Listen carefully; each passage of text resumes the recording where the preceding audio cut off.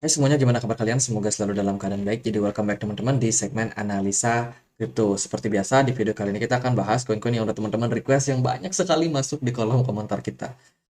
Kita akan bahas hari ini yaitu SushiSwap ya, sesuai dengan requestan dari Bang Yaramandan. Itu minta dibahas tentang perkembangan dari Sushi. Ya, SushiSwap hari ini diperdagangkan di kisaran Rp9.800. Harganya sedikit mengalami koreksi di perdagangan hari ini 0,4% aja. Jadi SushiSwap sendiri adalah sebuah layanan kripto terdesentralisasi ya, teman-teman, atau bisa kita bilang sebagai DEX, bursa terdesentralisasi yang menggunakan smart contract untuk menciptakan pasar bagi pasangan token tertentu. Jadi kalau kita masuk ke platformnya, ini adalah platform daripada Sushi, di mana dia bisa swap token, teman-teman. Ada fitur swapnya.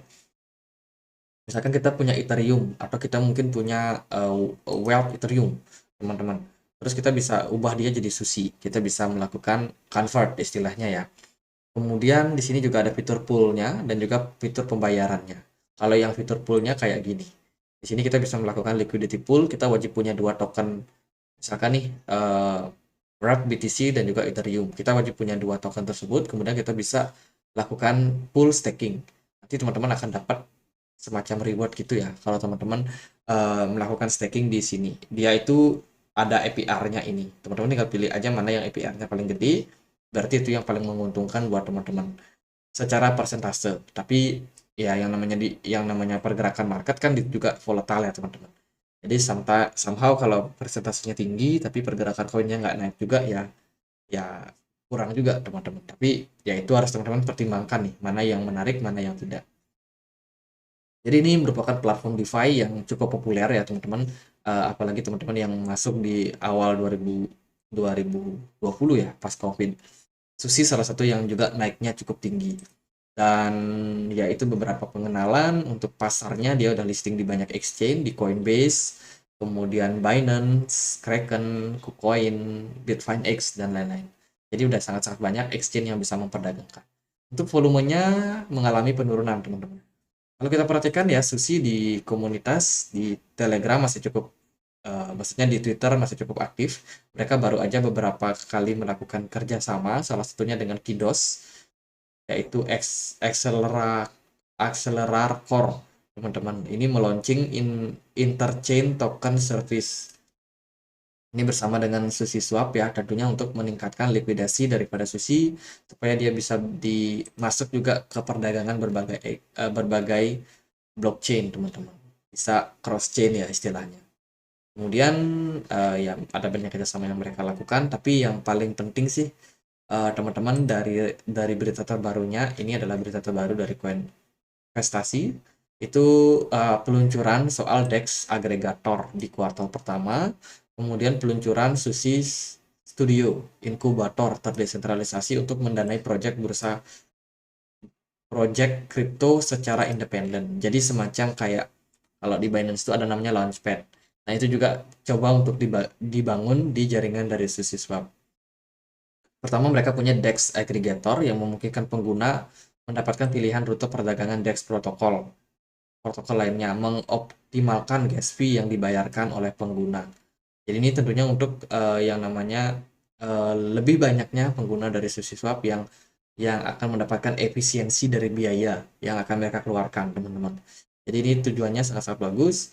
Kemudian ya tadi seperti yang kita bilang ada inkubator em, agregator ya, DEX agregator yang memungkinkan mendapatkan gas fee. Kemudian juga ada peningkatan dari segi mereka punya Sushi Studios ya, untuk membangun yang namanya apa ya, kesempatan kalau orang-orang itu mau melakukan pendanaan baru untuk proyek-proyek baru. Jadi kurang lebih seperti itu. Kalau di saham itu kayak IPO, teman-teman. Kalau ada koin-koin baru yang mau listing, mereka nggak punya dana, mereka bisa ambil di Sushi. Jadi istilahnya, siapa nih yang mau invest di proyek baru ini? Nanti Sushi yang bantu galang dananya. Jadi kurang lebih seperti itu. Kemudian ada berita juga ini dari SushiSwap, rilis major update ya. Kalau kita lihat sih dari sini, update terbarunya mereka akan melakukan yang namanya concentrate di liquidity. likuiditas daripada Sushi ya teman-teman.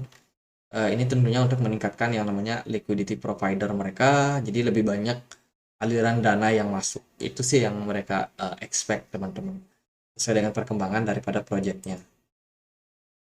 Kemudian ada berita soal SushiSwap yang berencana untuk melakukan refund.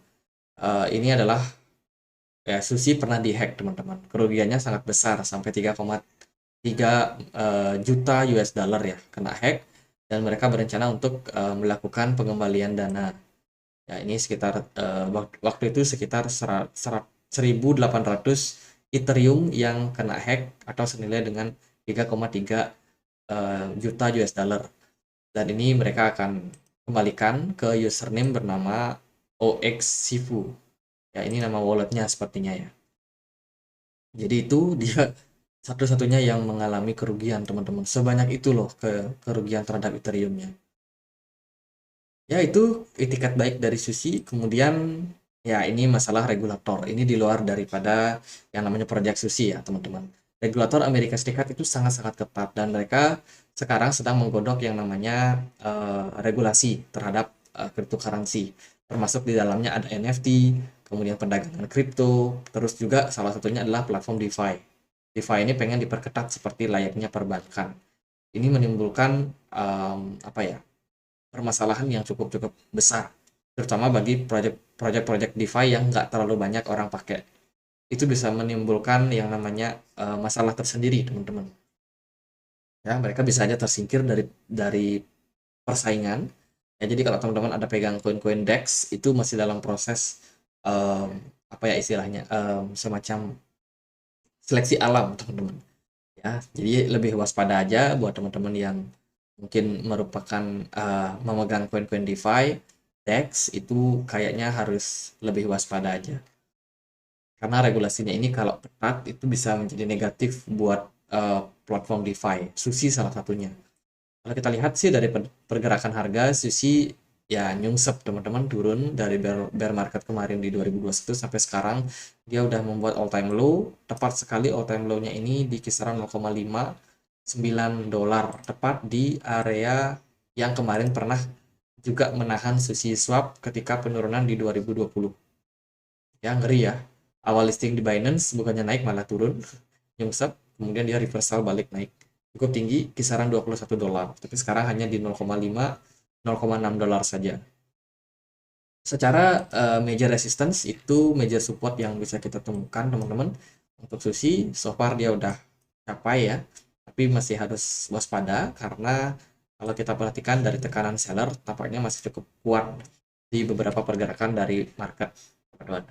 Jika kita perhatikan juga pergerakan dari Sushi Swap ini ada kecenderungan membentuk yang namanya pola bearish flag. Waspada kalau ini terkonfirmasi bearish flag dan konfirmasi turun, maka target penurunan bisa aja akan membuat Sushi semakin terkoreksi lebih dalam lagi. Untuk target yang bisa potensial tercapai itu mungkin bisa turun sampai 0,3848 teman-teman. 0,48 ya. Sorry, 0,348. Itu merupakan level target yang bisa tercapai kalau ini terkonfirmasi sebagai bearish flag. Jadi dia harus menembus area support kuatnya di kisaran 0,5 kalau Sushi Swap ya konfirmasi untuk membuat bearish flag. Kalau saya sih lebih kayak hati-hati dulu untuk posisi sekarang. Kenapa? Karena volume perdagangannya cenderung kecil, terus smart money juga tidak ada di market. Selain itu sih Bitcoin juga masih cukup ambigu ya, belum menentukan kemana arah pergerakan ke depannya. Karena sentimennya masih cenderung agak bearish. Jadi buat platform DeFi, yang pegang platform DeFi, sabar-sabar dulu aja. Ini pencobaan masih belum selesai teman-teman, kemungkinan masih ada tekanan jual yang lebih tinggi. Kalau kita lihat dari supply maksimumnya, dia punya sekitar 250 juta Sushi. Dengan supply beredarnya itu sampai 92%. Jadi, hopefully makin lama makin sedikit supply yang dibagikan ke market, sehingga harga koinnya bisa stabil. Ya semoga lah Sushi bisa segera recover. Karena kalau kita lihat dari sentimen belakangan memang cenderung kebanyakan negatifnya.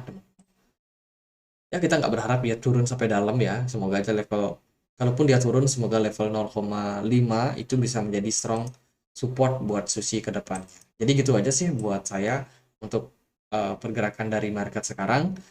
Semoga videonya bisa bermanfaat, dan kalau ada pertanyaan lain, ada koin lain buat dibahas, silahkan teman-teman tulis di kolom komentar. Kita juga punya komunitas diskusi di Telegram. Buat teman-teman yang punya Telegram yang mau berdiskusi bareng atau mau dapat update-update terbaru, kita juga selalu posting tiap harinya tentang data on-chain ataupun berita-berita yang ada di market. Jadi gitu aja, semoga bisa bermanfaat, dan akhir kata saya Andre, makasih.